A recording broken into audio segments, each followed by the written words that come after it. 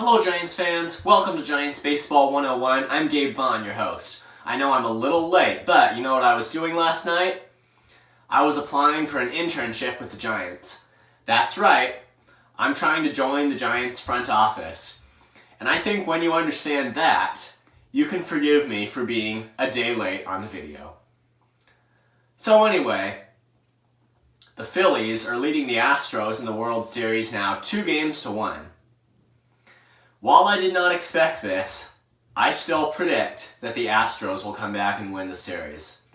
In fact, even if, honestly, the Phillies were to win Game 4 and be ahead 3-1, I think it's a very plausible bet that the Astros would just find a way to come back and win 3 and take the series in 7 games.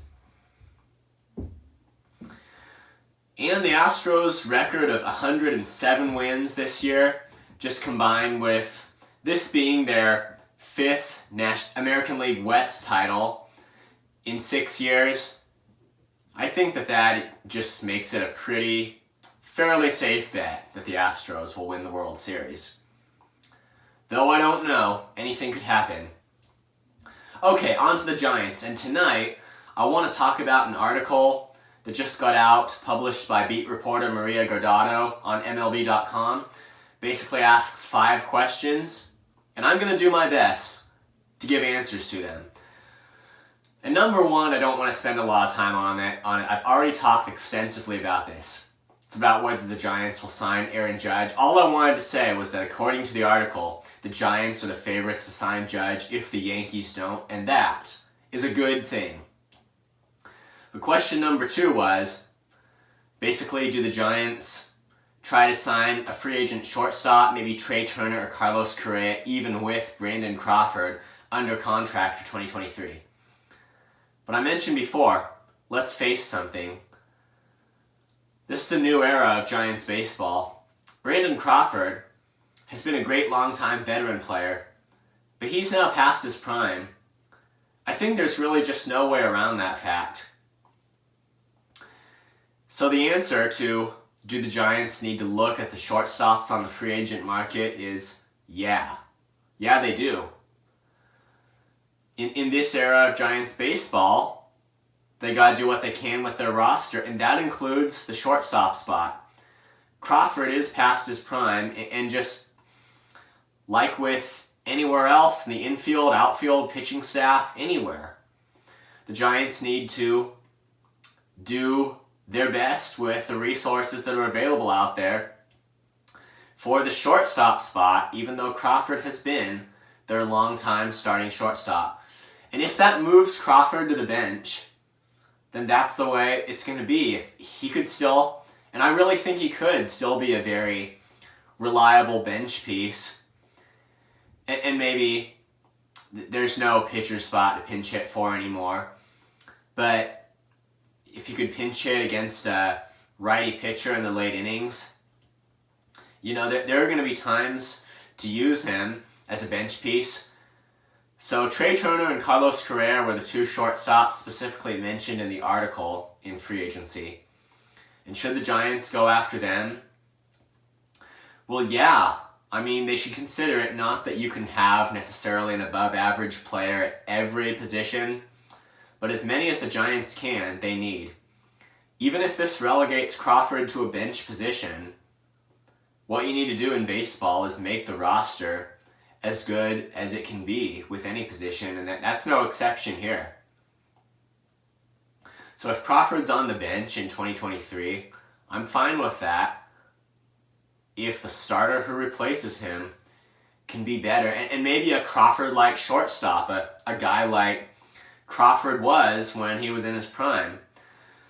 And question 3 was, will Carlos Rodon resign? This is another thing that I've really gone into a lot of detail about, but just the updates in the article are that, unfortunately, it said that one of the drawbacks, possibly to the Giants pushing hard to re-sign Rodon, is that pitching prospect Kyle Harrison is close to being ready. Didn't I already talk about this? I mean, hey, prospects are not, they shouldn't ideally replace the guys in the roster spots that are just the most critical to the team, and Carlos Rodon's is specifically just one of those roster spots. Kyle Harrison could get to the big leagues and break out and be great. I don't know. But I just don't want to risk it by having him as the guy to fill in a roster spot that is a super important one. But there are other free agent starters. And hey, there's more encouraging news in the article under that question than you might think. It mentions the possibility of the Giants signing a guy like Jacob deGrom. And that is what I want to hear. But just what it said about Alex Wood, Alex Cobb, and Anthony DeSclafani and Logan Webb returning, with the exception of Webb, none of the others gives me any kind of confidence that Rodon's spot could be filled, really. But the mention of Jacob deGrom, well, anyway, question 4 that Giants website article brought up was Brandon Belt, Evan Longoria, and Jock Peterson, will they be likely to return? Longoria, I would say, was pretty good in 2022. The unfortunate reality is that his OPS at the end of the year was below 800. He couldn't quite keep that up. And I do still feel like he's likely on a decline. He's near the end of his career. So again, if he's one of the guys the Giants are counting on for offensive production, I am not good with that. Although he was good for a long time in 2022, I'm still not good with them counting on him as being one of the primary guys for offensive production. And if he is, and I believe that he is a free agent, re-signing him as a free agent, it's not the best thing to spend your free agent money on. So that might be a little kind of an I don't think so kind of thing. Brandon Belt, too. It's unfortunate, but do they have free agent money to spend on him? Of course, it's going to depend on how much he wants, but is Belt past his prime? The answer is yeah. So, anyway, but Jock Peterson, he's the other guy. And the article mentioned his defense, which just wasn't too good this year. And Jock Peterson, I can't look at him and say, I want the Giants to make sure he returns. I can't do that because bad defense from him. Now, bad defense, if you talk about that around the Giants or around anyone who knows too much about the Giants, you're talking about a pretty bad thing. Because defense was a real issue for the Giants in 2022. So to re-sign a guy whose defense was so limited as that, of course that's not all of the picture. If he made up for it in offense, well, he had some real hot offensive streaks, do not get me wrong. But he also had some cold ones, so it's hard to say. If he were the best option at his position out there, then they could consider re-signing him if they could do so for a reasonable price, which I don't know, But anyway, limited defense, some hot streaks and some other cold streaks at the plate.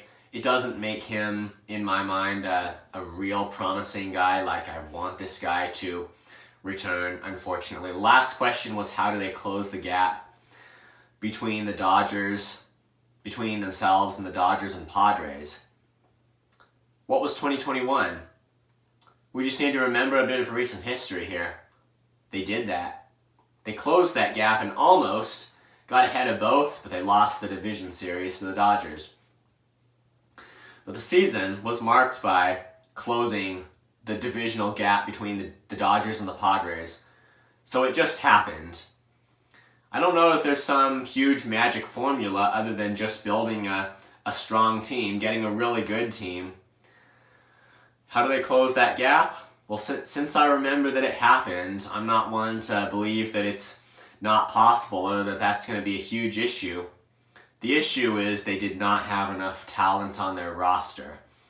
That's the answer to that, and if they can get enough talent on their roster, understanding that whatever veterans either leave or go to bench roles, if they transition that way into this new era, that's that's how they can win games. And yes, I believe that then they can be likely to close this gap between the Dodgers and the Padres. And if things go in the right direction, that's what happens. They've already proven they can be as good as the Dodgers. This year it didn't repeat itself. They were just absolutely embarrassed by the Dodgers. But, it's basically got to be different in 2023. And that's why I bring this stuff up.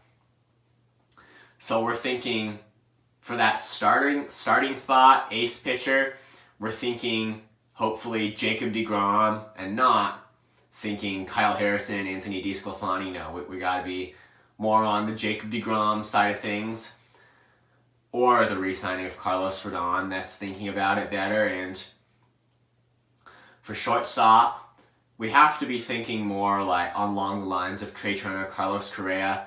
Then hopefully Crawford has another good season. Gotta ramp him up so he can. I just think it's a safer bet to think along the lines of which players are today's baseball stars. And then in the outfield, you got to think about defense, and if you have bad defense that maybe you don't quite have a makeup for with consistency at the plate, well, you get it. So those are the questions, and those are my answers. And I think sometimes you can say as much about what not to do as about what to do, because there are only going to be 26 roster spots here. And you kind of have to have that information. Thank you for watching. This has been Giants Baseball 101. Please subscribe if you haven't. And I would be happy to answer any questions you might have. Please leave them in the comments. I will see you next time. Thank you so much for joining me.